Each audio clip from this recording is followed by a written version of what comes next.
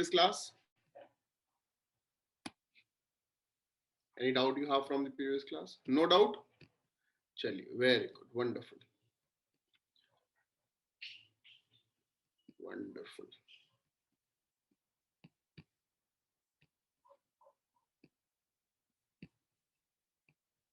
So yesterday we discussed terrestrial biomes. Terrestrial biomes we discussed yesterday. Right? We have to discuss the aquatic biomes now, or aquatic systems. We have to discuss aquatic systems. है ना? चलिए. अच्छा, equatorial biome, is it found in India or not? Equatorial biome, is it found in India or not?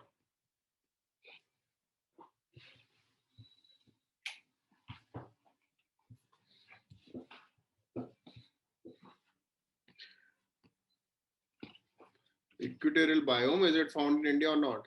Yes. कहाँ पे found होता है? अब तो आप जगह भी बता सकते हैं कि ये पूछ रहा है कि हम ये बता दें कहाँ है ना? बता देंगे ना? जल्दी बताइए. कल क्वेश्चन में कराया था. कल क्वेश्चन में कराया था. Western Ghat, very good. Any other place? Any other place? Any other place?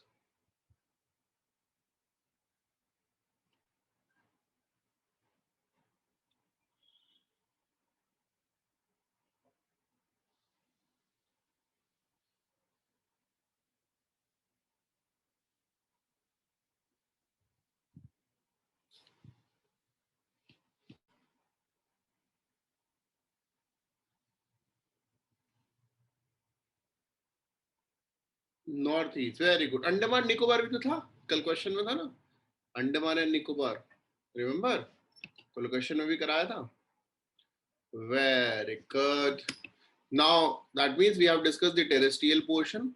Now we'll go to the aquatic portion. ठीक है? Now we'll go to the aquatic portion. अच्छा, दो टाइप के जोन्स बताए थे हमने.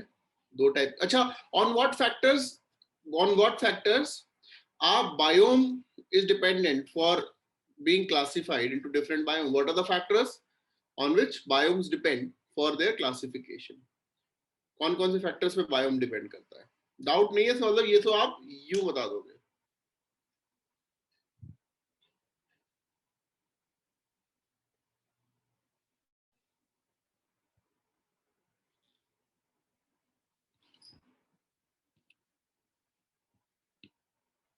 Sunlight and, very good, sunlight and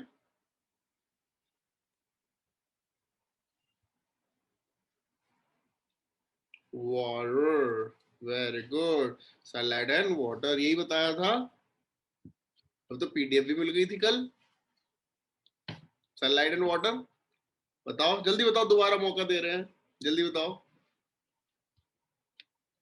नहीं याद है? याद रह जाएगा तो फिर पेपर में सही आंसर कर देंगे ना हम लोग, और हमें ये करना नहीं है ना? पेपर में सही आंसर थोड़ी करना है. प्रेसिपिटेशन. अगर पेपर में सही आंसर कर देंगे तो फिर टीचर को बीप बीप कैसे करेंगे? बताया नहीं, पढ़ाया नहीं. तो हम लोग बहुत स्ट्रैटेजी से चलते हैं. ठीक है, हम लोग बहुत स्ट्रैटेजी से चलते हैं कि ऐसे ऐसे चल रहा है कि अगर पेपर में सही कराएंगे तो बोलेंगे हमने तो खुद पढ़ा था, और गलत करा, हमें पढ़ाया नहीं. बीप बीप बीप बीप, है ना? Very good. चलो अब लगे हाथों. एक्वेटिक सिस्टम में बता दो किस किस चीजों पर डिपेंड करता है एक्वेटिक?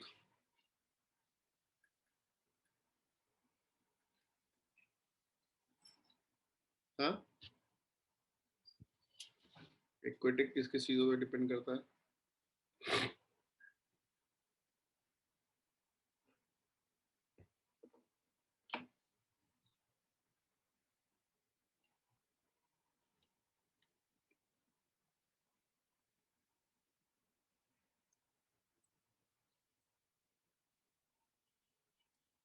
क्योंकि बेटा रिवीजन कोर्स है ना, पीछे का भूलना नहीं है.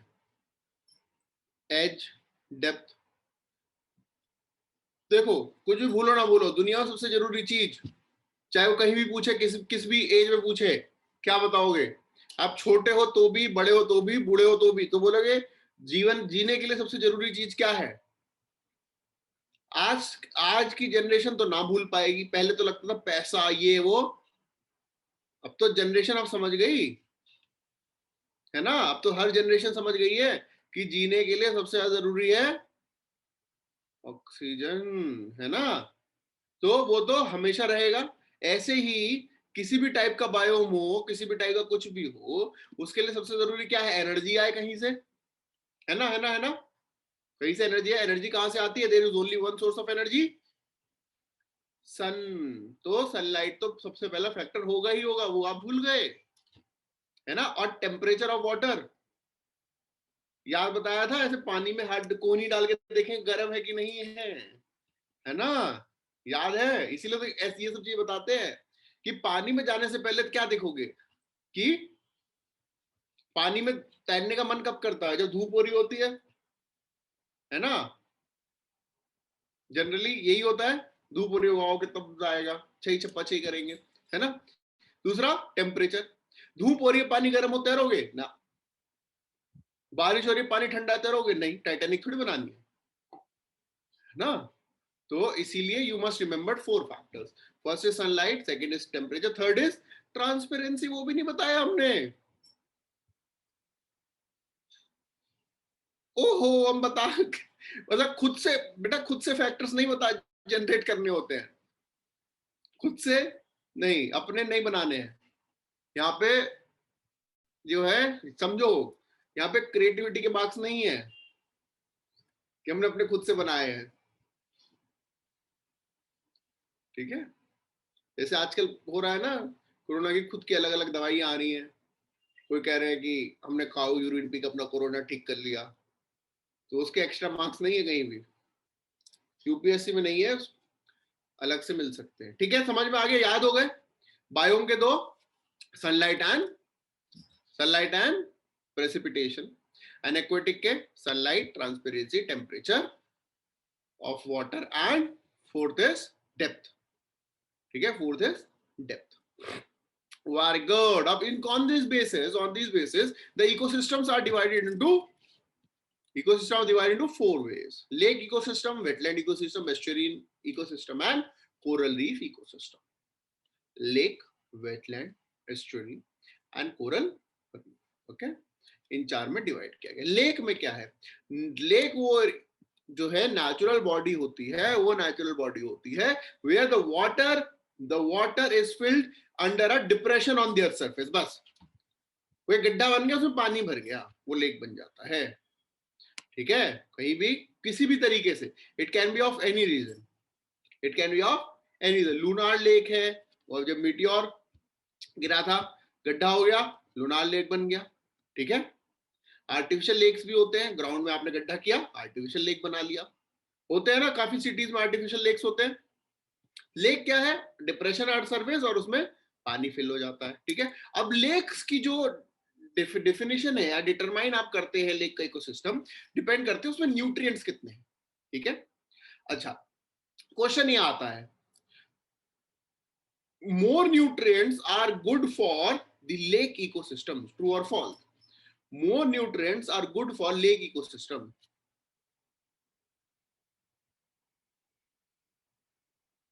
More nutrients are good for lake ecosystem. True or false?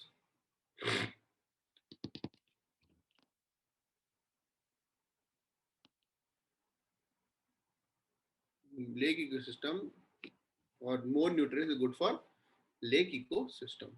Or false? False. Very good. Simple सी बात है.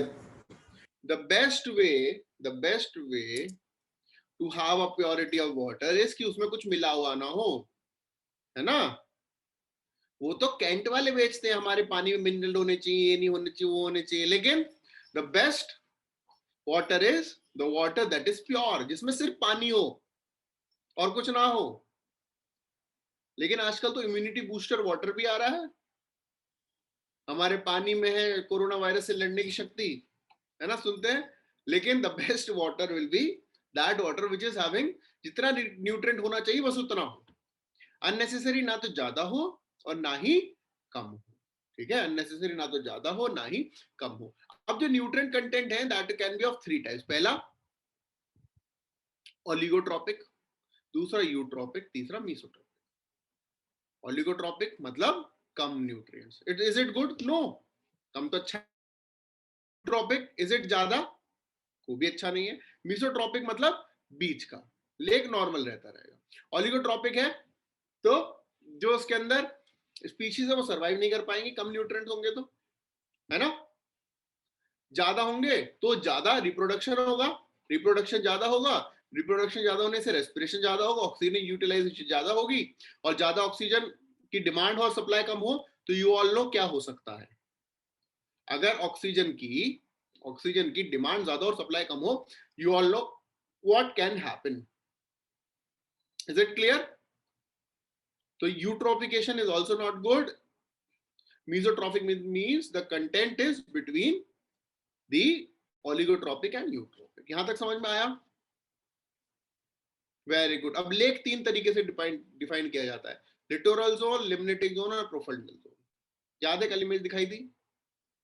इमेज दिखाई थी, याद है? लिटोरल जोन याद, मन में इमेजिन करो, स्मरण करेंगे लिटोरल जोन का, है ना, स्मरण करेंगे लिटोरल जोन का। याद आया क्या था लिटोरल जोन? ऐसे ऐसे हमने कुछ बनाया था, ये पानी है ना, पानी है। अब ये मत बोलना पानी में हाथ डाल के भी हम अच्छा लगेगा कि हाथ डाल के बैठ जाए पानी में, मौसम अच्छा है, नहीं, पढ़ना है, ठीक है। तो ये पानी है, ये जो जोन है यहाँ, ये लिटोरल जोन हो गया ना, यहाँ पे पेड़ पौधे उग जाते हैं। याद आया? Very good. लिम्नेटिक जोन कौन सा था? लिटोरल जोन के बाद था ना, है ना, है ना, है ना। और प्रोफंडल जोन कौन सा था? या इमेजिन कर पा रहे कि नहीं कर पा रहे? लो मत करो, अब देख लो, अब तो इमेजिन कर पा रहे हो? कह रहे इमेजिन नहीं, बोटिंग करने का मन कर रहा है, हाँ? बोटिंग करने का तो मौसम इतना अच्छा हो रहा है, मन कर रहा है बोटिंग करने का। उनसे आप दिल की बात कह ही देंगे बोटिंग करते हुए ऐसे लेक में, तो है ना। देखो अब लिटोरल जोन आप समझ गए, which is in between a shallow region of the lake and the ground. Limnetic बीच वाला जोन। प्रोफंडल मतलब वो जोन जहां पर सनलाइट नहीं पहुंच पाती है, ठीक है, वो जोन जहां पर सनलाइट नहीं पहुंच पाती है। बी वेरी वेरी क्लियर, यहां पर सनलाइट जो है जहां तक पहुंच पाती है वही लाइन होती है प्रोफंडल जोन की। अगर एक क्वेश्चन ऐसा आ भी चुका है, टेस्ट सीरीज में पर्टिकुलरली आते हैं, that the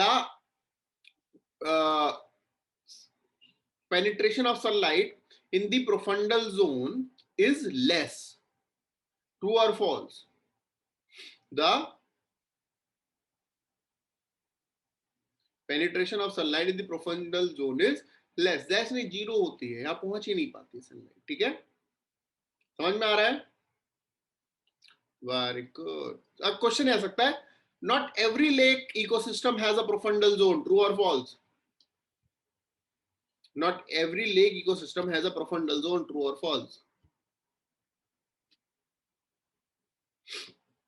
Not every lake ecosystem has a profundal zone. True or false? True. भैया डेप्थ भी तो इतनी होनी चाहिए, डेप्थ होनी चाहिए, या फिर वाटर इतना ट्रांसपेरेंट है कि सनलाइट नीचे तक पेनिट्रेट हो रही है। आपने देखा होगा ना कुछ जो है, अगर आप ट्रैवलर्स के ब्लॉग्स देखते हैं, ठीक है, ट्रेलर्स के टॉप ब्लॉग्स देखते हैं, या फिर इंस्टाग्राम पे #wanderlust वाले चीजें फॉलो करते हैं, आप अपने ट्रैवलर्स का देखा होगा, वो ऐसे आपको वाटर बॉडीज दिखाते हैं विच आर सो ट्रांसपेरेंट कि नीचे का ग्राउंड तक दिख रहा होता है ना। तो वहां पे तो सनलाइट जा रही है तभी तो दिख पा रहा है आपको, है ना। तो इसका मतलब वहां पर प्रोफंडल जोन नहीं है। ओके, समझ में आ गया? देखो एनवायरमेंट इकोलॉजी पढ़ने के लिए ना एक चैनल है यूट्यूब पर, बीबीसी का प्लेनेट अर्थ, वो बहुत देखिए, बहुत अच्छे से जो है, it will help you answer so many questions, it will help you answer so many question. Planet earth, और बहुत इंटरेस्टिंग है, ठीक है, बहुत ही इंटरेस्टिंग है। चलिए, अब लेक्स में होता है एक process that is called as eutrophication. Do you know what is eutrophication? Yes, no? What is eutrophication? आपको पता है क्या होता है? Yes, very good. बताने की जरूरत है, हो गया? बताओ, जल्दी बताओ, जल्दी बताओ, बताने की जरूरत है? चलिए, अब ये समझते हैं. ये तो हमें बहुत अच्छे से पता है that the eutrophication means when the nutrient content in the water body increases, है ना? When the nutrient content in the water body increases. अच्छा, अब न्यूट्रिएंट कंटेंट जब बढ़ेगा, न्यूट्रिएंट कंटेंट बढ़ेगा तो definitely there will be production. There will be production. Producers will produce something. Yes or no? Very good. Now, जो surface layer पे plants होते हैं उनको क्या नाम दिया जाता है? आर दे न्यूस्टन्स और नेक्टन्स?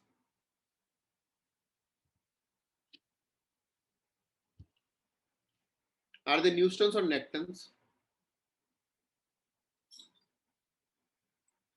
नेक्टन्स. Very good. पक्का? क्लियर है? क्लियर है? हमें क्या पता, हम तो देख लेंगे, है ना? नेक्टन्स है पक्का? आपने आंसर क्या दिया? रुको चेक करो. नेक्टन्स दिया, न्यूस्टन्स दिया?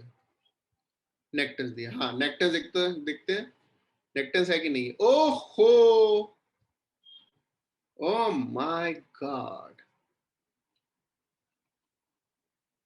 ठीक है, इन्वायरमेंट एंड इकोलॉजी बेटा आसान है, लेकिन like every other subject, revise revise and revise. Okay, चलिए, अब नेक्टन्स होते हैं, वो सॉरी न्यूट्रिएंट्स होते हैं. अब ज्यादा न्यूट्रिएंट और जो सरफेस लेयर है वहां पे सनलाइट तो अवेलेबल है ही, क्या होगा? प्रोडक्शन, है ना? प्रोडक्शन होगा. अब एक बात बताइए, अगर न्यूटन का प्रोडक्शन हो रहा है लेक के सरफेस पर, हम न्यूटन छोड़ देते हैं, हम लोग वर्ड यूज करेंगे एल्गा, एल्गे. ठीक है, अगर एल्गे का प्रोडक्शन हो रहा है सरफेस पर तो क्या होगा? ऐसा टाइम आएगा कि एल्गे सरफेस को पूरा कवर कर लेगा. आपने देखे होंगे ऐसे लेक्स जिसको देसी भाषा में बोला जाता है झोड़, है ना? सुना है? या फिर जो स्वैम्प्स बन जाते हैं,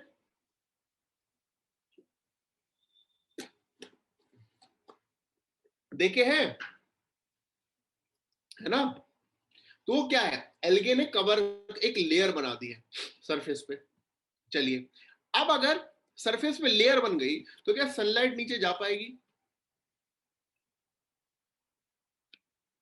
क्या सनलाइट नीचे जा पाएगी? नहीं जा पाएगी. लेकिन जब ये एल्गे ग्रो हो रहा था, अगर आपको बहुत अच्छे समझिए, अगर इंडिया में ऐसा हो या किसी वर्ल्ड के किसी भी ह्यूमन पॉपुलेशन में ऐसा हो, उन्हें घर बैठ के खाना मिल रहा है, ठीक है, घर बैठ के खाना मिल रहा है, and they are allowed to live with their family at their houses without any tension of going out to earn their money. 3 time का खाना सर्व हो रहा है and they are allowed to live their family. क्या chances है कि human population बढ़ जाएगी?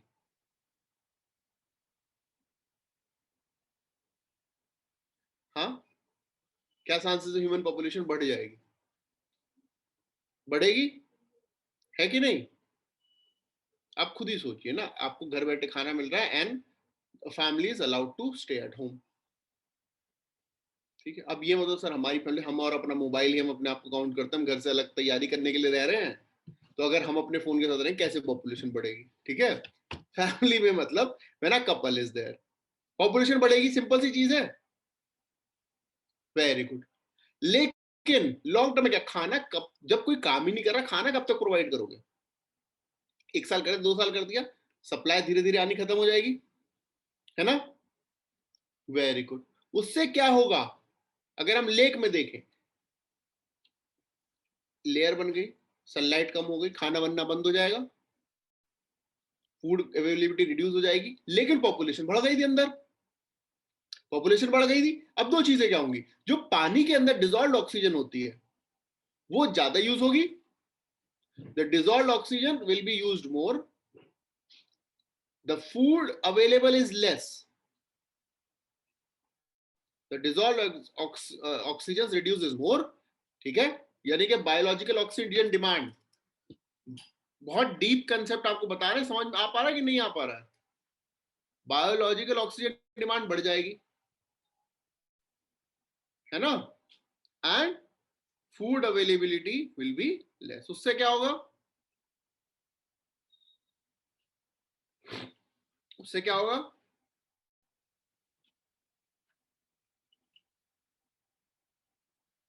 डेथ ऑफ एक्वेटिक ऑर्गेनिजम्स, है ना, death of aquatic animal organism, plus at the same time जब डेथ होगी तो न्यूट्रिएंट और बढ़ गए, न्यूट्रिएंट और बढ़ गए पानी में, लेयर पे ऑक्सीजन, सरफेस लेयर पे ऑक्सीजन वो और सनलाइट भी अवेलेबल है, प्रोडक्शन और बढ़ जाएगी और थिक लेयर बन जाएगी एल्गे की, है ना, और थिक लेयर बन जाएगी, जिसकी वजह से further suffocation of aquatic organisms before they die.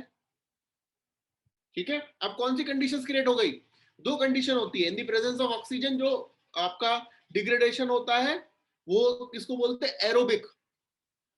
And without oxygen जो होता है उसको क्या बोलते हैं? एनारोबिक। और ये विदाउट ऑक्सीजन होगा, एनारोबिक कंडीशंस बन जाएगी, जिसकी वजह से टॉक्सिक बैक्टीरिया डेवलप हो जाएंगे। ठीक है, टॉक्सिक बैक्टीरिया डेवलप हो जाएंगे और उसकी वजह से पूरा एक्वेटिक सिस्टम डिग्रेड हो जाएगा। तो वहां पे क्या होगा? उस एक्वेटिक सिस्टम में बढ़ जाएगी टर्बिडिटी, उस एक्वेटिक सिस्टम में बढ़ जाएगी टर्बिडिटी, और धीरे धीरे उसमें से वाटर कंटेंट कम होके वो जो है it will start converting into a swamp. Swamp के बाद मार्शी लैंड में कन्वर्ट होके वो लैंड जैसा ही हो जाता है। समझ गया है? समझ में आया? Eutrophication is nothing but a death of a lake, death of a lake. क्या है? नेचुरल फिनोमिना है। Is it a natural phenomena? Eutrophication, is it a natural phenomena?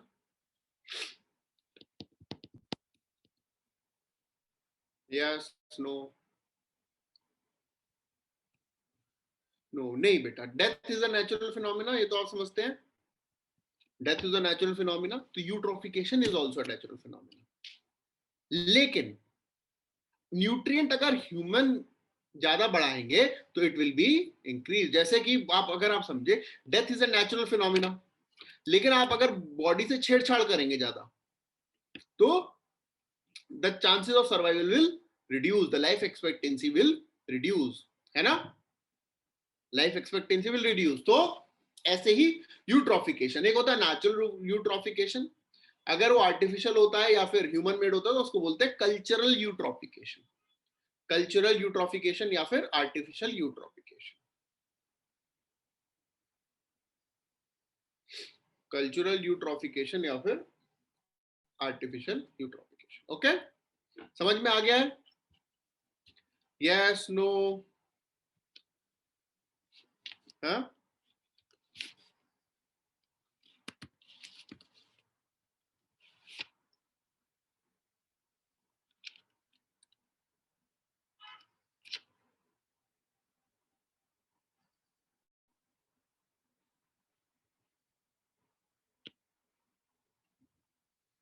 हाँ, ह्यूमन मेड भी होता है, लेकिन क्वेश्चन में ये कंफ्यूज नहीं होना है कि eutrophication is only human made. होता नेचुरल है, ह्यूमन उसको बढ़ा देते हैं। ठीक है, होता नेचुरल है, ह्यूमन उसको बढ़ा देते हैं। तो हो सकता जहां हम जिस लैंड पे रह रहे हैं, हो सकता है हमें पहले वहां पर भी लेक्स हुआ। क्या है ये इंडो गैंगेटिक प्लेन्स? क्या है? धीरे धीरे धीरे धीरे जो है लैंड में तो कन्वर्ट हुए हैं, एल्यूवियल प्लेन्स थे। इससे क्या क्या दिक्कत होती है? हैबिटेट लॉस हो गया। देखो दिख रहा है आपको, ऐसा देखा होगा ना, एल्गल ब्लूम है ये जो आपको दिख रहा है, this is nothing but algal Bloom. अब ऊपर देखो, नीचे को कुछ दिख पा रहा है? नहीं दिख पा रहा, सनलाइट जा ही नहीं पा रही है नीचे, नीचे का दिख नहीं पा रहा, तभी तो नहीं दिख पा रहा, सनलाइट नहीं जा रही है। आपकी आंखों को रोशनी चाहिए ना देखने के लिए, आपको वही तो चीज दिखेगी जहां पे लाइट जाती है, लाइट जा ही नहीं रही, इसीलिए नहीं दिख पा रहा है। ठीक है, हैबिटेट लॉस हो जाता है यूट्रॉफिकेशन से, इन्वेसिव स्पीशीज आ जाती हैं, बायोडाइवर्सिटी डिक्रीज हो जाती है, एक टॉक्सिक हैबिटेट बन जाता है। ये पानी पीने लायक होगा क्या? यहां से जा रहे हो, प्यास लग रही होगी, बस इसमें ग्लास डाल के निकाल के पी जाओगे, ऊपर से हटा के मलाई हटा के? हाँ मलाई हटा के चाय पीते हैं क्या ऐसे? Can you do that?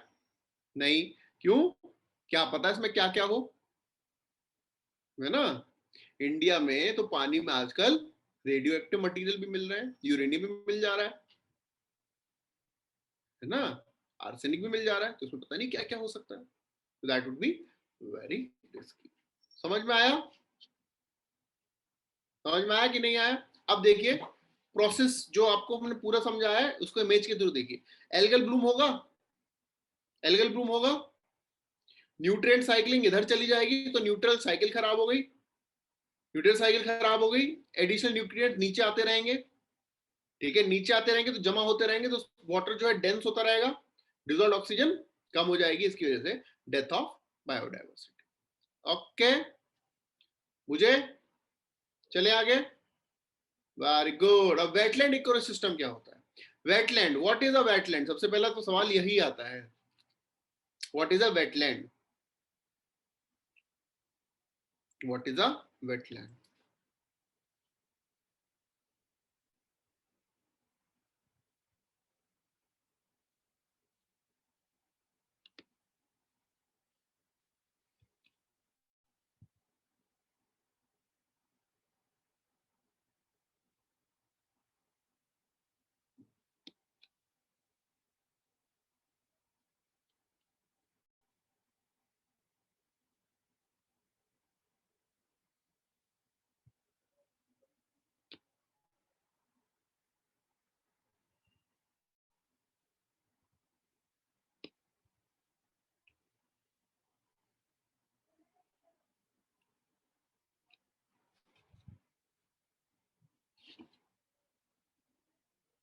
Deep water and territorial के बीच।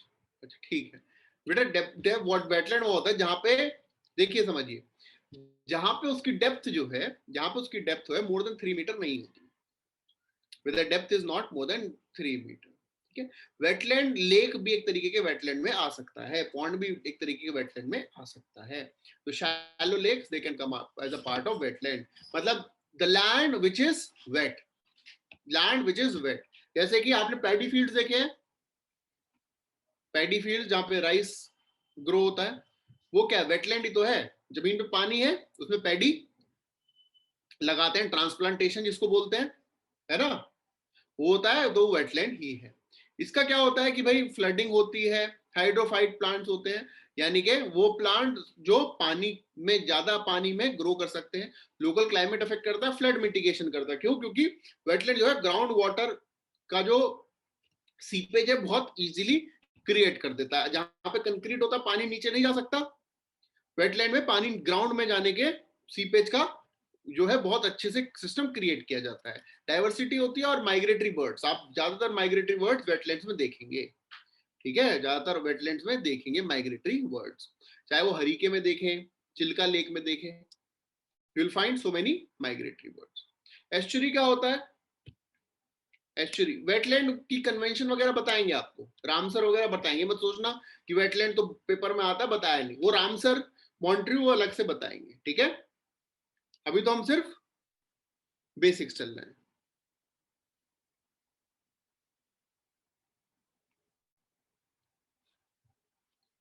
Okay guys, mouth of the river, अरे जहां पर रिवर नहीं, माउथ ऑफ द रिवर तो डेल्टा हो गया ना, वो जो रीजन, वो जो रीजन जहां पे सॉल्ट वाटर और फ्रेश वाटर मिल रहे हैं, वो जो रीजन जहां पर सॉल्ट वाटर और फ्रेश वाटर मिल रहे हैं, दैट इज द ईस्चुरी इकोसिस्टम। ये ब्रैकिश होता है, यानी कि मिक्स होता है, यहाँ पे जो सैलिनिटी होती है वाटर की, it will between 0 to 35, 0 to 35 parts पर, ठीक है, और equal estuary जो है, they transition from a zone, they transition from a zone from river environment to maritime environment, यानी कि इकोटोन क्रिएट करता है, it creates a ecotone। यहाँ पर एक जोन से आप दूसरे जोन में जा रहे हैं, then it is creating a ecotone. ठीक है, it is creating a ecotone. ये सब चीजें हम आपको बताएंगे, इकोटोन क्या होता है, ठीक है, इकोटोन क्या होता है, नीश क्या होता है, सब बताएंगे। मिसलेनियस में रखा हुआ है हमने उसको, ठीक है, क्योंकि बहुत ज्यादा कंसेप्ट हो जाएंगे, कंफ्यूज हो जाओगे। ठीक है, अब जहां पर रिवर और सी मिल रहा है, these are the most productive region, most productive region, most productive region. इनको इकोटोन बोलते हैं, ऐसे हमने आपको बताया, यानी कि जहां पे दो जोन मिल रहे हैं। ठीक है, जहां पर दो जोन मिल रहे हैं, they have very calm water, तो इसकी वजह से जो वहां पे बायोडाइवर्सिटी है वो ज्यादा अफेक्ट नहीं होती है, एंड इनमें बहुत हाई न्यूट्रिएंट्स होते हैं। रिवर से जो भी न्यूट्रिएंट्स आ रहे हैं वो एस्चुरिन रीजन में इकट्ठे हो जाते हैं, इसीलिए दे बिकम वेरी फर्टाइल। ठीक है, ये देखिए, ये देखिए, ठीक है, यहां पर सबसे ज्यादा फर्टिलिटी रहती है, ये एस्चुराइन रीजन में।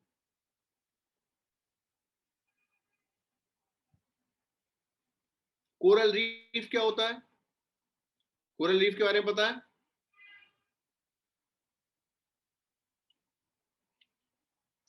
these are the underwater structure। एक बात बहुत ध्यान रखिए, कोरल रीफ हमेशा they should be under water. ठीक है, they are skeletons of corals. ठीक है, they are skeletons of corals. Corals क्या होते हैं? मरीन इनवर्टिब्रेट एनिमल्स होते हैं। ठीक है, the coral species that build coral reefs, जो कोरल्स जो कोरल रीफ बिल्ड करते हैं, these are called as hermaphytic because they extract calcium carbonate from sea water. आपने सुना होगा ना, ओशन एसिडिफिकेशन से कोरल रीफ की डेथ होती है। ओशन एसिडिफिकेशन से कोरल रीफ्स डिस्ट्रॉय हो रहे हैं। क्यों? क्योंकि जब एसिडिफिकेशन होता है तो कैल्शियम कार्बोनेट निकालना पानी से बहुत मुश्किल हो जाता है, इसीलिए कोरल रीफ दे डाई। ठीक है, अब जो ईच कोरल होता है that are called as polyps, they are called as polyps. When these polyps they extract carbon calcium carbonate, then later on they develop a coral structure।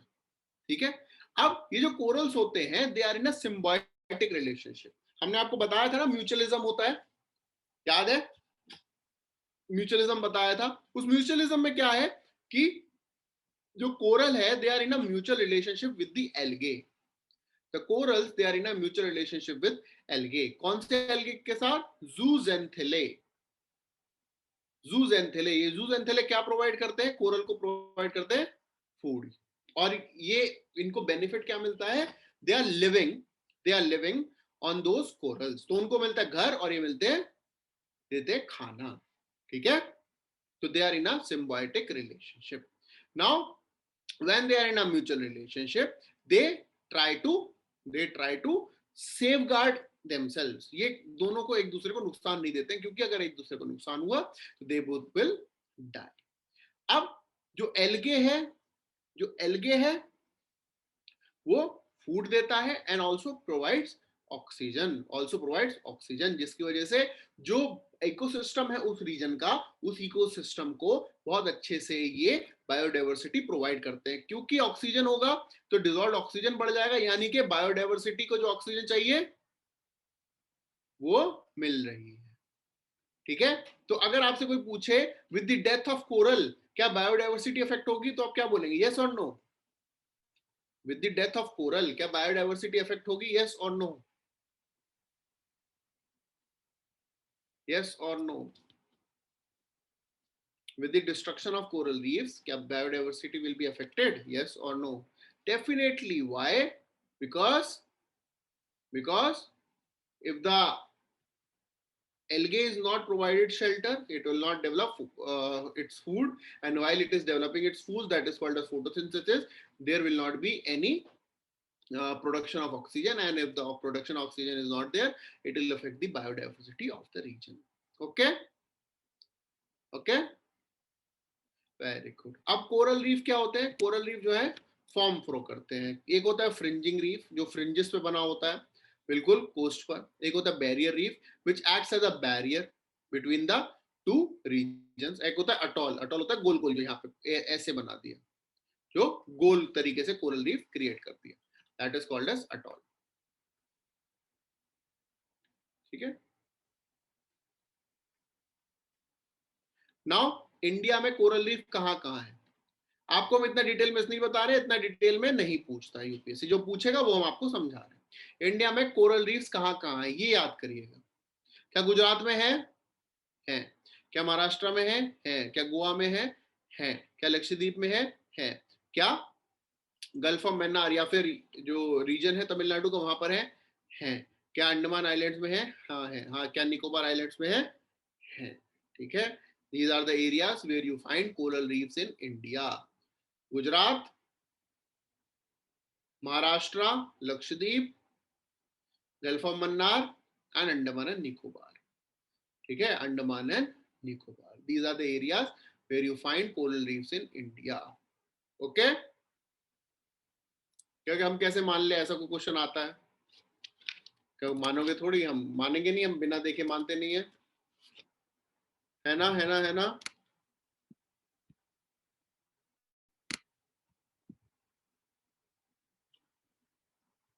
तो हम पहले देखेंगे फिर मानेंगे।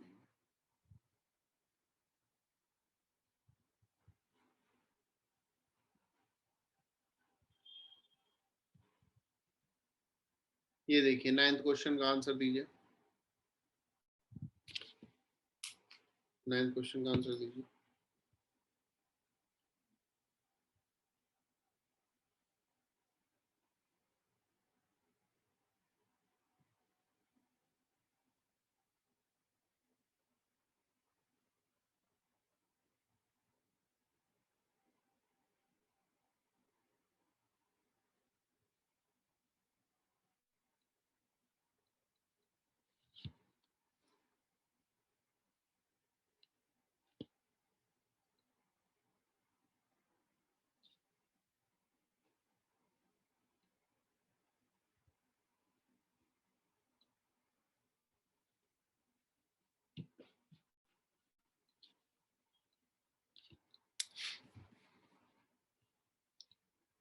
ए 1, 2 एंड 3 ओनली, वेरी गुड। ये सुंदरबंस में नहीं है तो अभी बताया आपको, और एक क्वेश्चन आ चुका है। ठीक है, वेरी गुड। तो हम उस हिसाब से पढ़ेंगे जिस हिसाब से क्वेश्चन आ रहा है, हिसाब से नहीं, क्योंकि ऐसे तो हमारा सिलेबस वरना जीवन में हम एनवायरमेंट ही पढ़ते रह जाएंगे। लोगों ने ग्रेजुएशन एनवायरमेंटल इंजीनियरिंग भी ऑप्शन होता है ना, फॉरेस्ट एंड इन्वायरमेंट। तो ऐसे तो आपका सिलेबस जीवन में ना खत्म हो पाए। अब ये बहुत अच्छे समझिएगा, व्हाट आर द कंडीशंस, ये याद कर लीजिएगा, घोट के पी जाइएगा। ये जो कंडीशंस है, what are conditions necessary for the survival of coral reef. पहला, mean annual temperature of 20 to 21 degree Celsius, इतना टेम्परेचर होना चाहिए। यानी कि the corals can not survive in cold water, true और false. The corals cannot survive in cold water, true or false?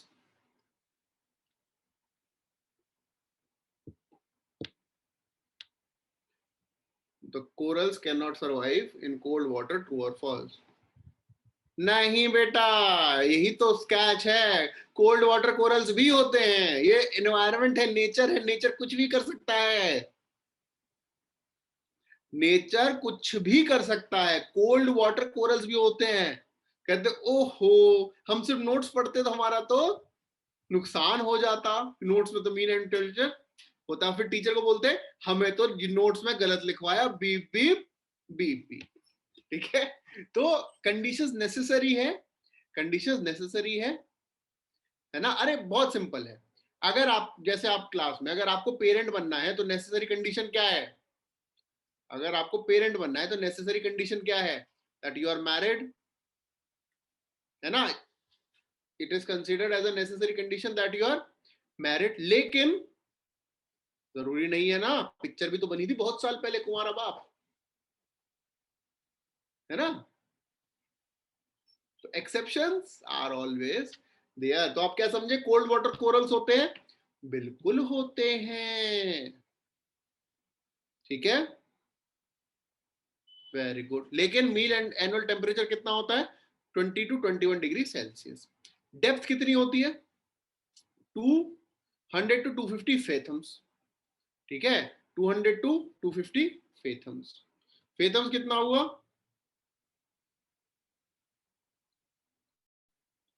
Fathom कितना हुआ? Approximately 2 metres के आसपास मान लो, ठीक है, अप्रोक्सीमेटली 2 मीटर्स के आसपास मान लो, तो बहुत डीप नहीं होता है, ठीक है, बहुत डीप नहीं होता है।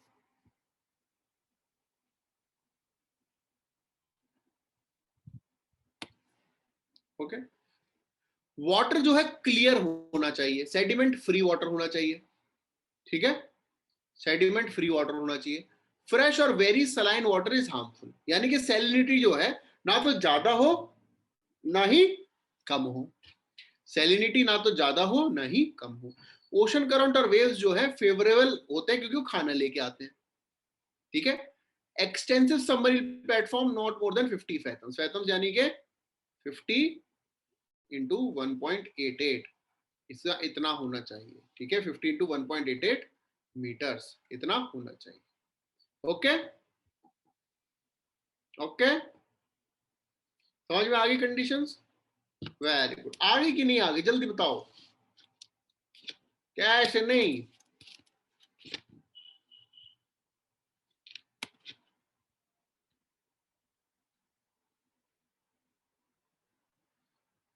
ऐसे नहीं मानेंगे हम, हमें प्रूव करके दिखाना है, हम we are the new generation, है ना, है कि नहीं?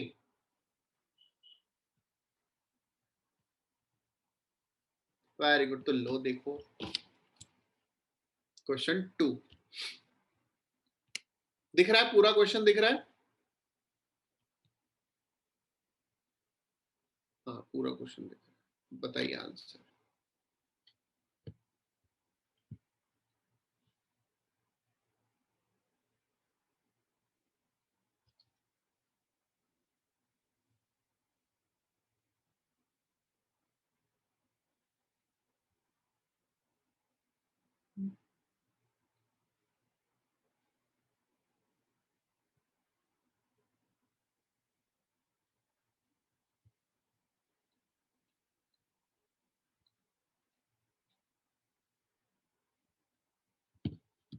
दे दिया आंसर, अरे वाह। लास्ट पॉइंट, लास्ट पॉइंट समझ में नहीं आया? Coral reefs host far more number of animal phyla than those hosted by rainforest. अरे एक बात बताओ, आप अगर घूमने जाओगे, ठीक है, आप अगर घूमने जाओगे, कोरल रीफ के पास बैठे हो, ठीक है, वहां पे ज्यादा जानवरों के आने का डर है या ट्रॉपिकल रेन फॉरेस्ट में ज्यादा जानवरों को आने का डर है?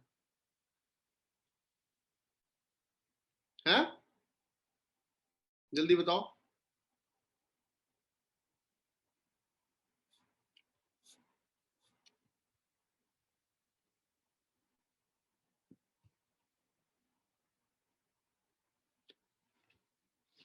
जल्दी बताओ।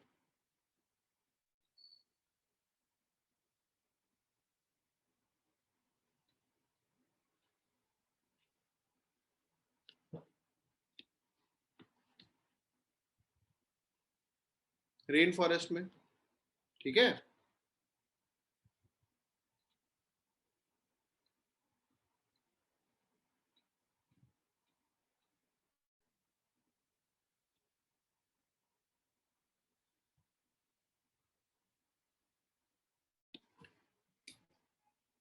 यहां तक समझ में आया?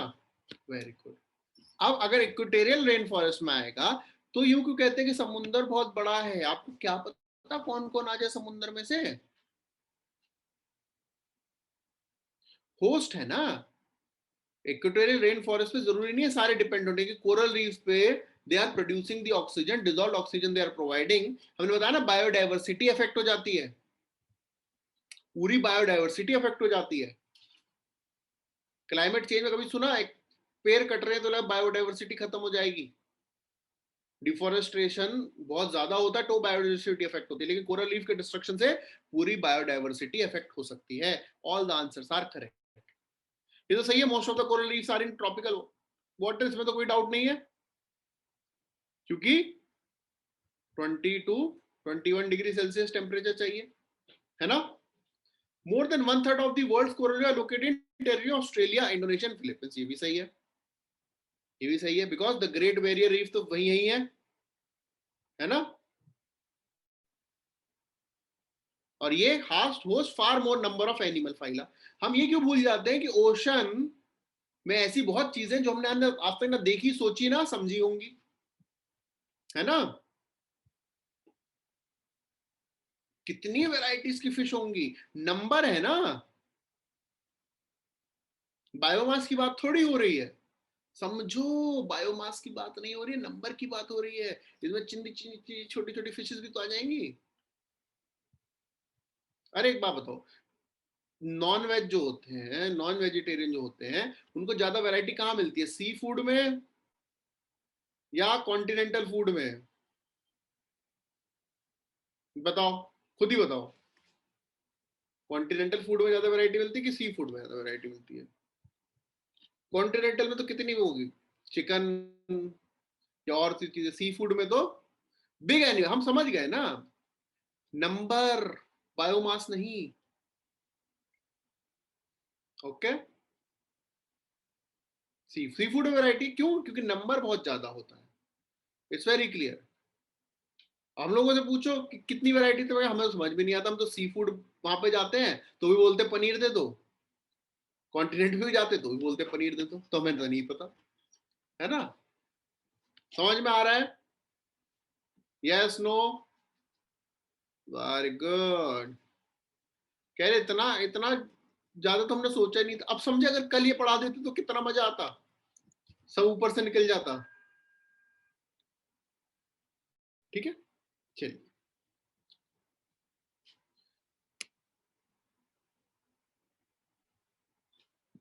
अब एक कोरल रीफ रिस्टोरेशन हो रहा है थ्रू बायोरॉक या फिर मिनरल एक्रीशन टेक्नोलॉजी। बायोरॉक या फिर मिनरल एक्रीशन टेक्नोलॉजी, सिंपल सी बात है, ये क्या कर रहे हैं, जो मिनरल्स है ना, मिनरल्स को कार्बन, वो कैल्शियम कार्बोनेट में कन्वर्ट करने की मदद करते हैं। ठीक है, आपको बस याद रखना है दैट कोरल रीफ रिस्टोरेशन जो है बायोरॉक या मिनरल एक्रीशन टेक्नोलॉजी के थ्रू भी होता है। ठीक है, कोरल रीफ, ये करंट है that coral reef restoration is through mineral reef और मिनरल बायोरॉक और मिनरल एक्रीशन टेक्नोलॉजी, बायोरॉक और मिनरल एक्रीशन टेक्नोलॉजी। ठीक है, समझ में आ रहा है,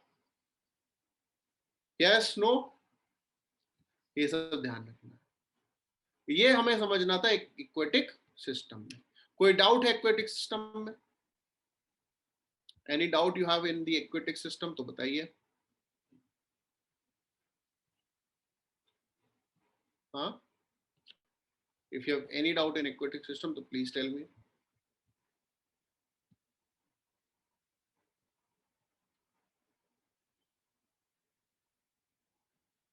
एक्सटेंसिव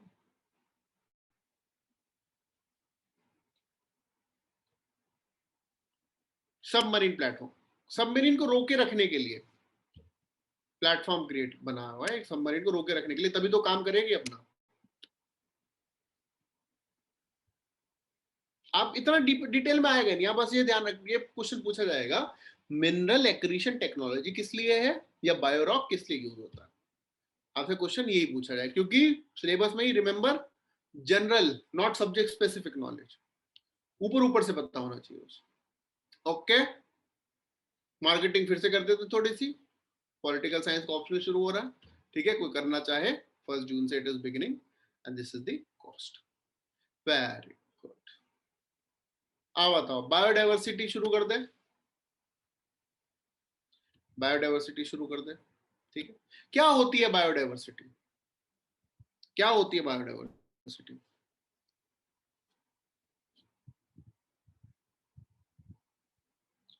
व्हाट इज बायोडाइवर्सिटी?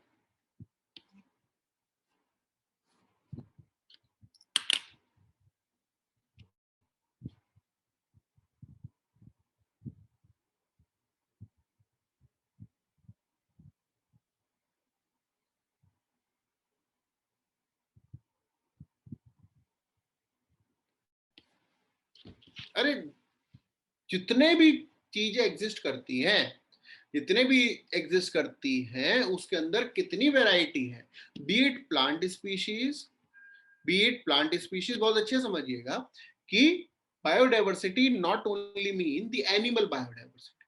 हमारा सबसे बड़ा मिसकंसेप्शन ये होता है that we consider that the biodiversity means the animal biodiversity, but it is not animal biodiversity only, it is plant animal biodiversity. अब प्लांट में दो टाइप के होते हैं, एक होते हैं इनवर्टिब्रेट्स और दूसरे होते हैं वर्टिब्रेट्स। ठीक है, बट इनवर्टिब्रेट्स मतलब जिनके अंदर रीढ़ की हड्डी होती है, इनवर्टिब्रेट्स मतलब गोदी मीडिया। ठीक है, समझ में आ गया? ये जिनके अंदर स्पाइन होता है, ये स्पाइनलेस। ठीक है, बैकबोन नहीं होता जिनमें। ये तो आप बहुत अच्छे से दिखता है आजकल बिना बैकबोन वाले। ठीक है, लेकिन कंफ्यूज मत हो ना, ह्यूमंस वर्टिब्रेट्स में ही आते हैं। क्या नहीं, हमने तो बहुत सारे स्पाइनलेस ह्यूमन देखे हैं आजकल। क्या नहीं बेटा, ऐसा नहीं, लेकिन वो वर्टिब्रेट्स में ही आते हैं। हम लोग सोसाइटी के हिसाब से नहीं, हम एनवायरमेंट एंड इकोलॉजी के हिसाब से चलेंगे, है ना? ठीक है, अच्छा गंगा रिवर कौन सी कंट्री में है? नाइजीरिया में।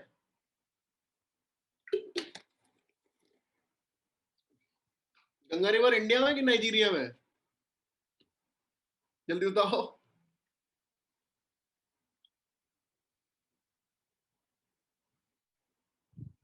इंडिया में नहीं, कंगना रनौत के हिसाब से नाइजीरिया में। ठीक है, invertebrates those were spineless, link कर सकते हैं ना, अब तो याद रहेगा। Invertebrates and vertebrates, very good. ठीक है, अब इनका सिर्फ बायोडाइवर्सिटी सिर्फ इनका एग्जिस्टेंस नहीं होता है, वो एग्जिस्ट करें एंड इंटरेक्ट करें। ठीक है, दे एग्जिस्ट एंड दे, ठीक है, वो स्त्री है, कुछ भी बोल सकती है। वो डायलॉग जो है इन्हीं के लिए लिखा गया था, सोच के कि वो कुछ भी बोल सकती है।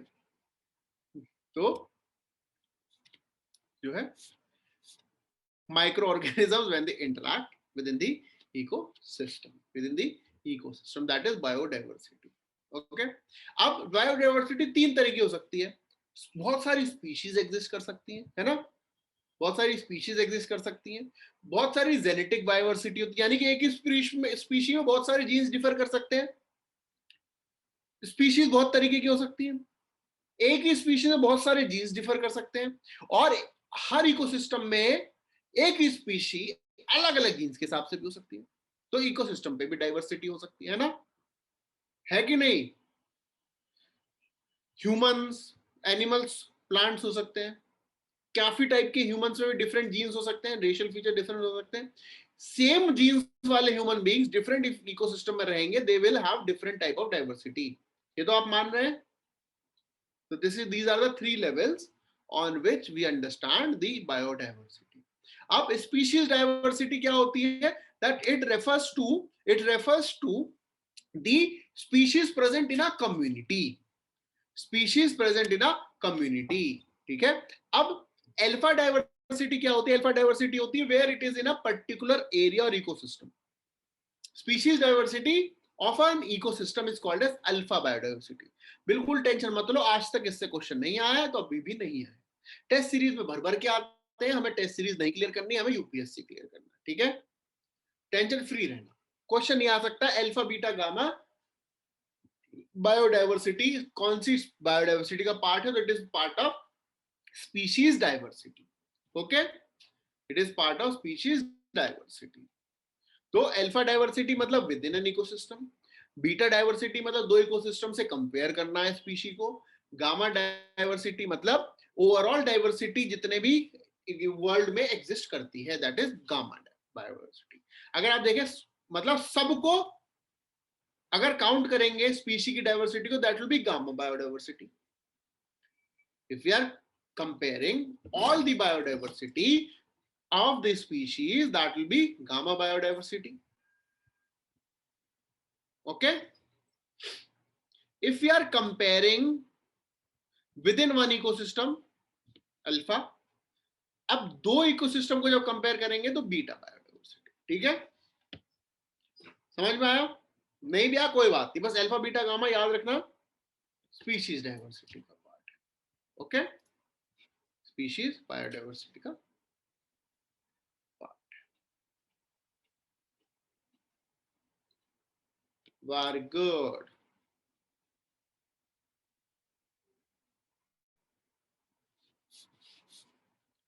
ठीक है,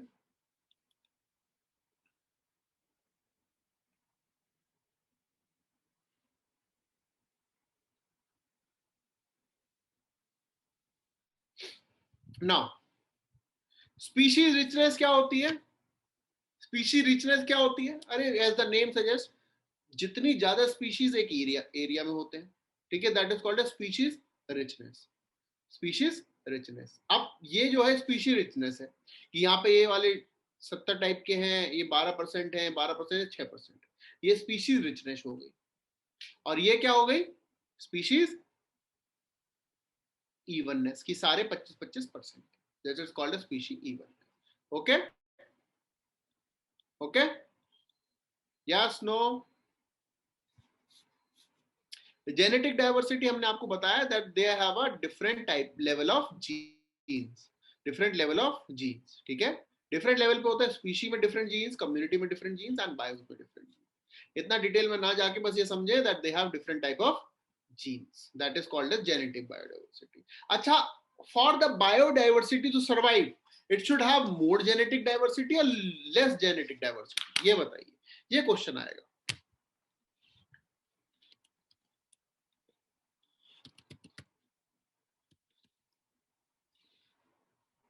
For species to survive, it should have more genetic biodiversity or less?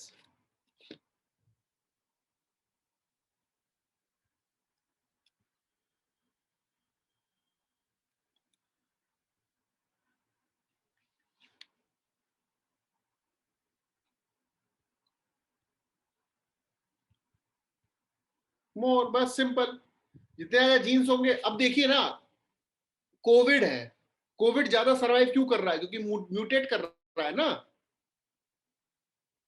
Covid is surviving because it is mutating. अगर एक ही जीन्स उसमें होता, एक ही उसका वेरिएंट होता, जीन्स ही तो है, आरएनए तो है, कोविड और क्या है? आरएनए वायरस ही तो है। तो अगर कोविड की डाइवर्सिटी बढ़ रही है तो हमारे लिए डेंजरस है, क्योंकि उसके सर्वाइवल के चांसेस बहुत ज्यादा बढ़ जाते हैं। समझ में आया? समझ में आया? Very good. तो ये जेनेटिक इकोसिस्टम डाइवर्सिटी मतलब कि कितने टाइप के इकोसिस्टम एग्जिस्ट करते हैं, कितने टाइप के इकोसिस्टम एग्जिस्ट करते हैं, कि पॉन्ड है, केव है, कोस्टल है, टाइड पूल है, सी ग्रास है, ओशन है, एस्चुरी है, रेन, जितने टाइप, ज्यादा टाइप के इकोसिस्टम होंगे उतने ज्यादा सर्वाइवल भी ज्यादा होगा, ठीक है, उतना ज्यादा सर्वाइवल भी ज्यादा होगा। समझ में आया? Biodiversity is the number of varieties of humans, animals and plants. All the species of human, animals and plants. Animals can be vertebrates and invertebrates both.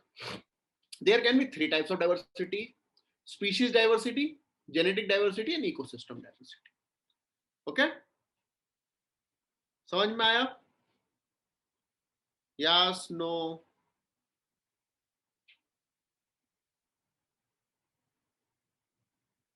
Yes, no? Very good. Heavy हो रहा है, आगे चलें, बस ये बताते रहो। Heavy हो रहा है, आगे चलें, क्योंकि हमें समझ में आ जाता है कि कब हैवी हो रहा है, कब नहीं हो रहा है। आपके उड़ गए तोते टाइप फीलिंग आ रही है।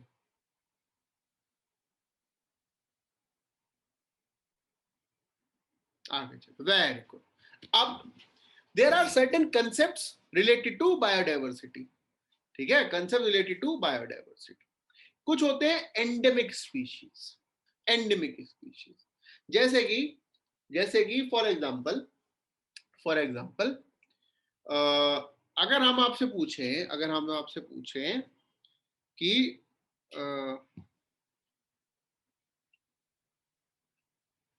एशियाटिक लायन कहाँ मिलता है?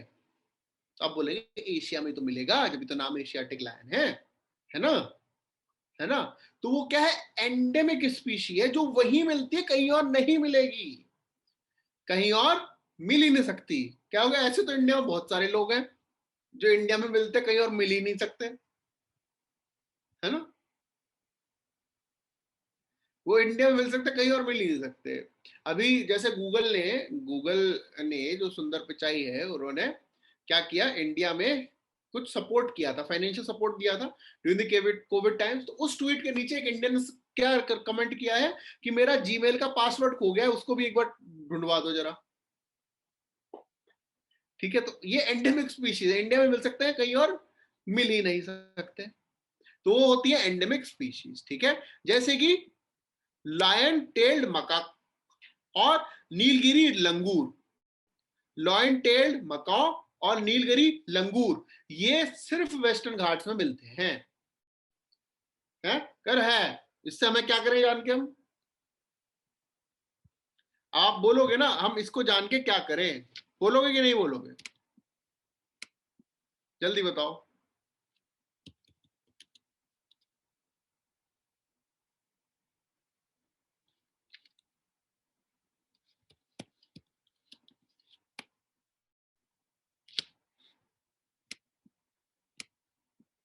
जल्दी बताओ इसको, आप इसका आंसर करोगे कि नहीं करोगे? कि हम इसको जान के क्या करें? हम बंदर दिखा रहे हो आप हमको, हम यहाँ बंदर देखने आए हैं?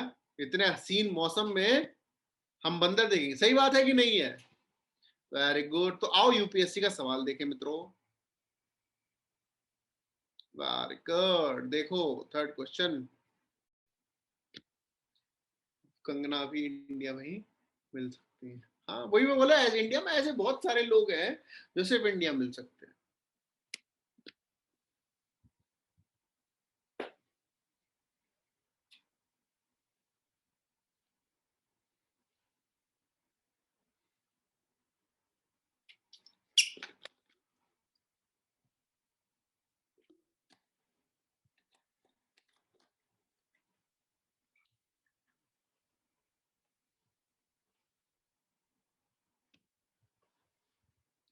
हाँ जी बताइए। ये तो ज्योग्राफी और एनवायरनमेंट दोनों मिक्स हो गया। आंसर दीजिए, आंसर दीजिए।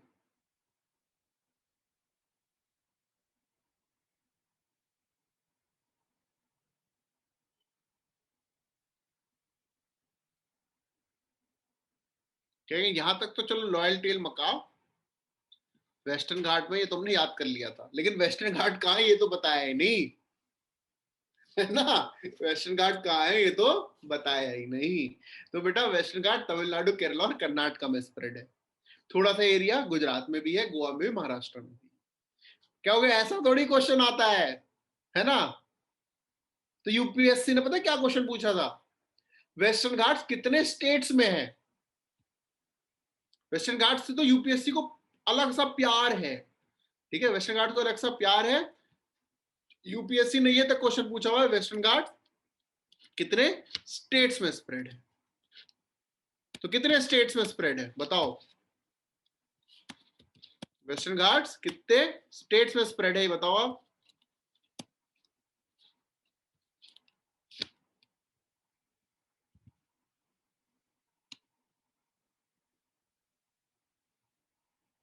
वेस्टर्न घाट से देखो कितने क्वेश्चन आ रहे हैं। वेस्टर्न घाट मतलब यूपीएससी का प्यार है, पता नहीं क्यों। मतलब वेस्टर्न घाट से यूपीएससी दवा क्वेश्चन। तो कितने स्टेट्स में है western Ghats? Western Ghats spread in how many states? बताओ, काउंट करो बताओ। वो क्वेश्चन ये आया था 5 6 7 8, 5 6 7 8 बताओ। Western Ghats spread in how many states? 5 6 7 8।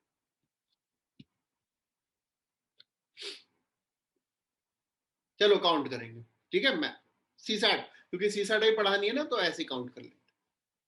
Gujarat में है कि नहीं? हाँ या ना बताओ बस, हाँ ना। गुजरात में है अभी अभी बताया है, ठीक है। महाराष्ट्र में हाँ है अभी अभी बताया है। Very good. गोवा में गोवा में हाँ है अभी अभी बताया है। तमिलनाडु में हाँ है। कर्नाटका में हाँ है। केरला में हाँ है। पुदुचेरी में हाँ है।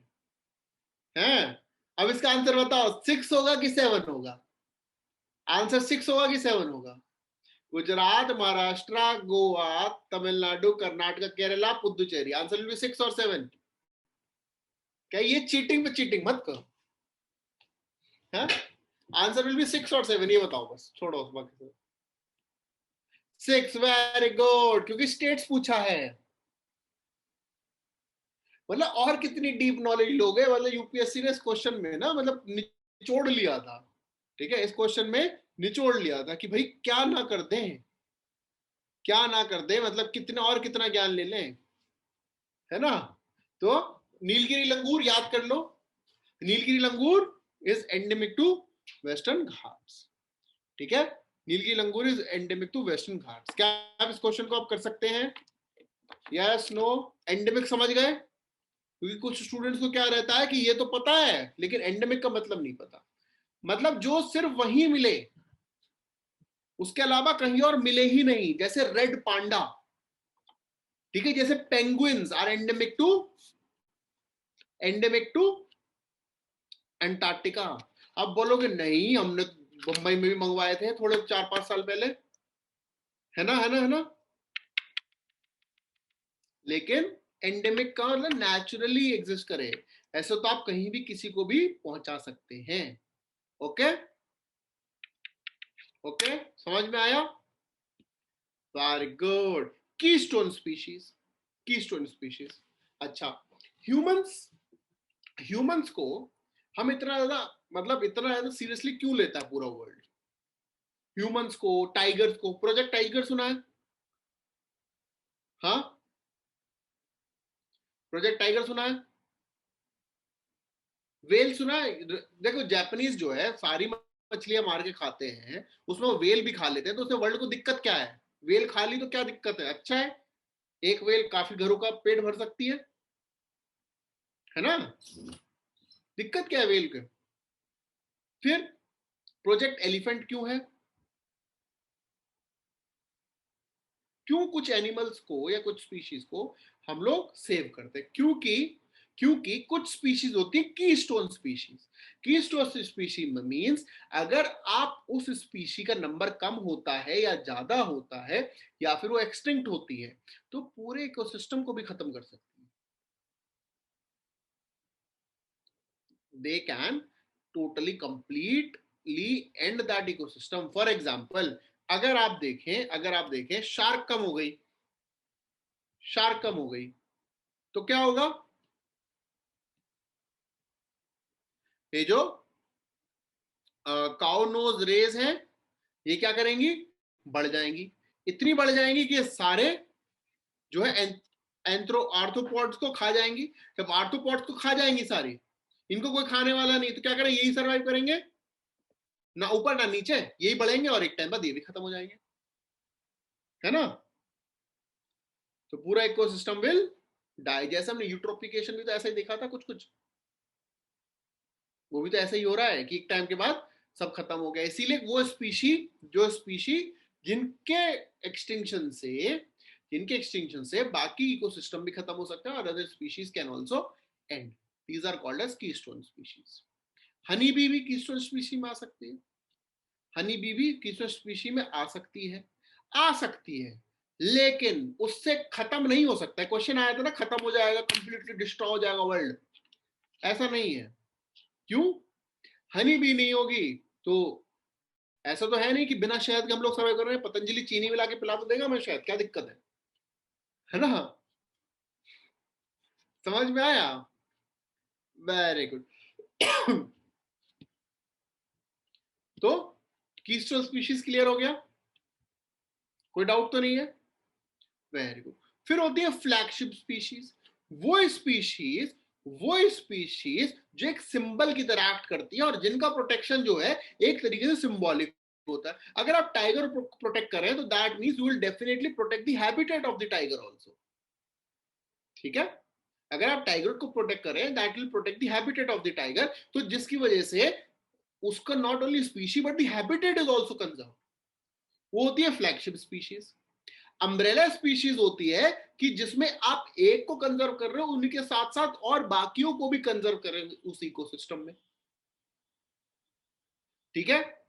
यानी कि फ्लैगशिप स्पीशी तो है कि उसको कंजर्व करने से आप बाकियों को कंजर्व जो है इनडायरेक्टली कर रहे हो। अम्ब्रेला स्पीशी क्या है कि उसको कंजर्वेशन से बाकी स्पीशीज आपको कंजर्व करनी करनी। These are the umbrella species. ज्यादा कंफ्यूज नहीं होंगे, इतना डिटेल में नहीं पूछता यूपीएससी, अभी तक तो नहीं पूछा है, बाकी आपकी किस्मत। लेकिन आइडिया होना चाहिए। फ्लैगशिप मतलब इसी के जो है फ्लैग बियरर बना के इसी से बोल रहे हैं कि भैया तुम हो तो हम हैं, टाइगर, एलिफेंट एंड पांडा, इनको जो हम सेव गार्ड कर रहे हैं। अम्ब्रेला मतलब एक को सेव गार्ड किया बाकी सब हो गए, एक को सेव गार्ड किया बाकी सब हो गए। ठीक है, ओके। फिर होती है इंडिकेटर स्पीशीज। ओए होए होए होए, ये बड़ा बढ़िया। इंडिकेटर स्पीशीज, इंडिकेटर स्पीशीज ये क्या इंडिकेट करती है? अच्छा, पानी पॉल्यूटेड है कि नहीं है कैसे पता लगेगा? एयर पॉल्यूशन है कि नहीं है कैसे पता लगेगा? एयर पॉल्यूशन है कि नहीं है कैसे पता लगेगा? है ना, पानी पॉल्यूशन है कि नहीं है कैसे पता लगेगा? तो जब ये ट्यूबिक फॉक्स होते हैं, ठीक है, ट्यूबिक फॉक्स होते हैं, फिर जब क्लोरीफॉर्म होता है वाटर में तो पता लगता है कि वाटर इज पॉल्यूटेड। अगर अगर वो किसी एरिया में लाइकेंस अफेक्ट हो रहे हैं, ठीक है, किसी एरिया में लाइकेंस अफेक्ट हो रहे हैं, इसका मतलब वहां पर जो है SO2 लेवल बहुत ज्यादा बढ़ चुका है एयर में। एयर पोल्यूशन को आइडेंटिफाई करने में हेल्प करते हैं। ठीक है, तो these are called as indicator species, these are called as indicator species. Okay, जैसे फॉर एग्जांपल अगर हमने जैसे अर्थक्वेक आने वाला होता तो जो फिश है बहुत तेज तेज मूव करने लग जाती है। That is why you have aquarium in most of the houses which are in the earthquake prone regions. These are indicator species। ठीक है, इनको sentinel species भी बोलते हैं। ठीक है, जिनका absence और abundance कुछ environmental condition reflect करता है। ठीक है, environmental condition reflect करता है, that are called as indicator species। okay,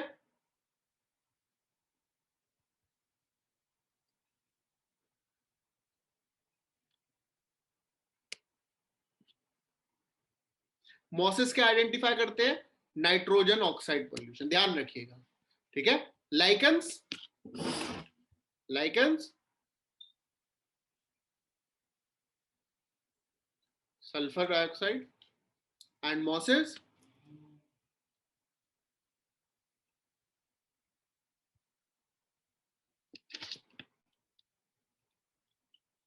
lichen sulfur dioxide and mosses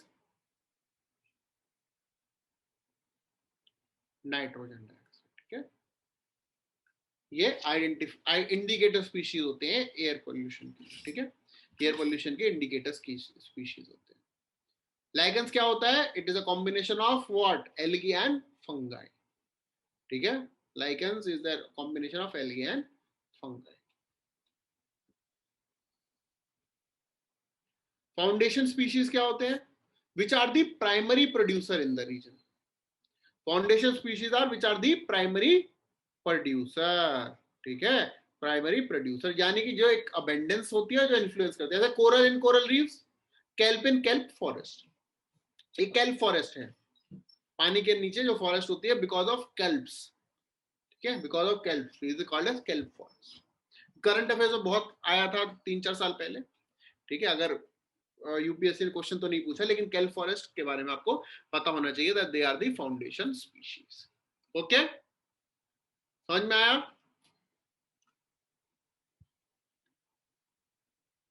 invasive species जो इन्वेड कर लेती है, बाहर की होती है, देयर आर कॉल्ड एज इन्वेडिव। ये तो आप समझते हैं, फॉरेन इन्वेजन कभी भी होता है तो उनको इन्वेडर्स बोलते हैं, जो बाहर से आ रहे हैं और नुकसान कर रहे हैं। ठीक है, बाहर से आ रहे हैं और नुकसान कर रहे हैं। जैसे वाटर हाइसिंथ हो गया, यूकेलिप्टस के जो पेड़ हैं वो भी तो इन्वेजिव स्पीशीज की तरह ही काउंट होते हैं क्योंकि बाहर से आके नुकसान करते हैं। ओके, प्रोडक्टिविटी क्या होती है, प्रोडक्टिविटी इकोसिस्टम, ये सब चीजें ये हम करेंगे कल। कि आज के लिए आपके कंसेप्ट हो गए बहुत ज्यादा, है ना? ये करना है, अभी भी करना है, बता दो, हमें तो कोई दिक्कत नहीं है, हमें तो आज भी कराना है कल भी कराना है।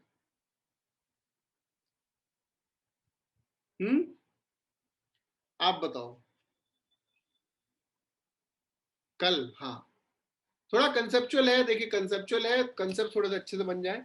एनवायरमेंट इकोलॉजी मुश्किल नहीं है, लेकिन हमें एक नस पकड़नी होती, कहां से कहां पढ़ना है। ओके, कहां से क्या करना है। और 2-4 क्वेश्चन देख लेते हैं। Let us look at certain questions. ले,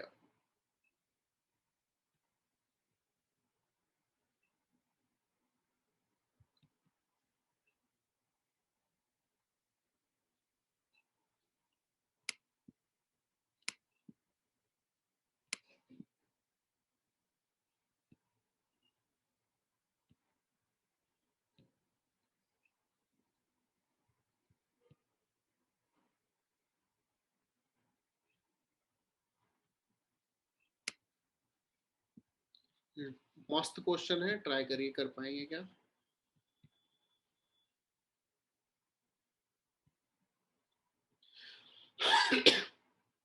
एट्थ क्वेश्चन, एट्थ क्वेश्चन।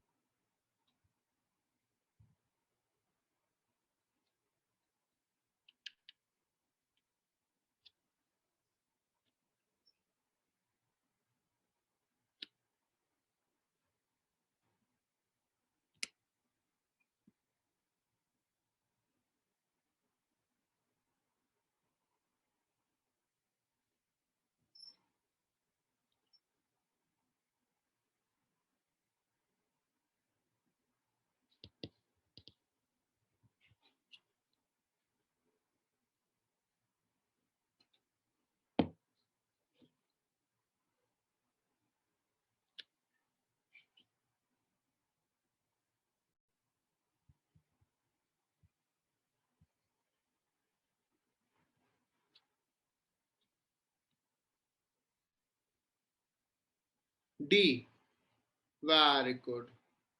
अच्छा, there could be drastic increase in fungal infection. मतलब अगर बटरफ्लाई की स्पीशी फॉल हो जाएंगी, तो drastic increase fungal infection of some cultivated plant, जैसा कोई सबूत नहीं है। ठीक है, देयर कुड बी। अब देखो, pollination some plants could be adversely affected, हो सकता है, हाँ भाई नुकसान हो सकता है। It could lead to fall in population of some species, कुछ पॉपुलेशन कम हो सकते हैं, क्योंकि जो है बटरफ्लाई को वो जो है वो बटरफ्लाई में कंज्यूम कर वो खाते थे, तो हो सकता है उनकी स्पीच कम। लेकिन ड्रास्टिक इंक्रीज बहुत स्ट्रॉन्ग वर्ड है, ठीक है, बहुत स्ट्रॉन्ग वर्ड है, तो इसलिए नहीं होगा। ओके, एक और क्वेश्चन देखिए, तो इस वाले क्वेश्चन को देखो, लो, 9th question.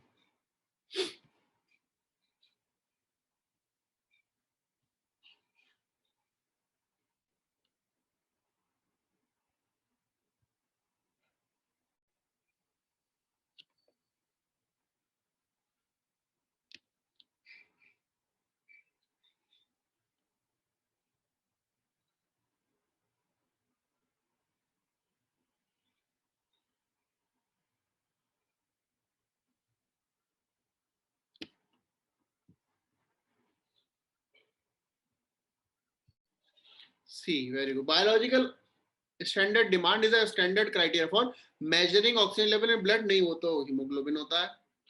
Computing oxygen level of forest ecosystem ना, पानी में होता है, हमने तो पानी में पढ़ा था। ऐसे oxygen level of higher altitude region, नहीं, पानी की बात थी, है ना, तो बस एक्वाटिक सिस्टम्स में काउंट करनी। ओके,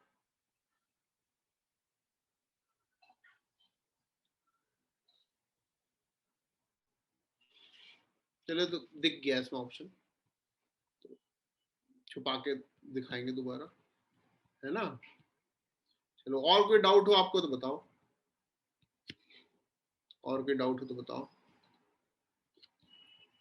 रिवीजन चल रहा है ठीक से, रिवीजन ठीक से चल रहा है, ठीक। तो we'll continue tomorrow, we'll continue tomorrow। Thank you very much।